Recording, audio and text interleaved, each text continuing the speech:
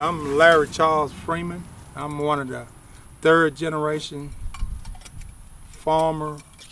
But well, my grandfather bought 160 acres right here. Although I took an annex and added 40 acres up here and 20 over there. So I'll be farming about 150 acres as far as the farm is made up. But where we started from were 1873, August. It's about 5 or 6 years after slavery. Wow. So, and we still have the same documents holding on. And I never met my grandfather. And what it were, he was a farmer, not beef cattle farming. After I got here, I started doing beef cattle. They just had, only cows that they had on was to supply them for milk and get the fat and the butter out of it.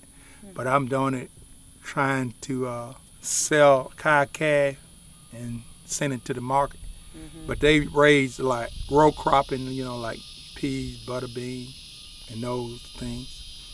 But to start off with, he bought this place for $1,285, $1,285, what he paid for his property at that time, and it took them 3 years to pay for that, him and his brothers. So $1,200 must have been a lot of money. It took him 3 years to get it.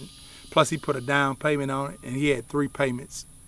I don't know if it was bond for deed or how they did it. I think it was just a handshake in those days. And one of the most amazing things about it was my dad keeps saying his daddy couldn't read or write. So I don't know who was assisting this guy to get all this paperwork done and going through the process of it. But they say he couldn't read, so on the documents, he signed his name with an X. So he must have been knowing. But then he turned around and say he always had the Bible in his hand, reading it, but he said he couldn't read or write. So I don't know. The old folks tell you a lot of stuff. That's what he told me. But what it were, they was trying to pass this land down to us, and we didn't understand it because this land follow a lot of history, just like when they had the Great Migration. And but mostly black people left from the South and moved, like in the 20s, 1920s.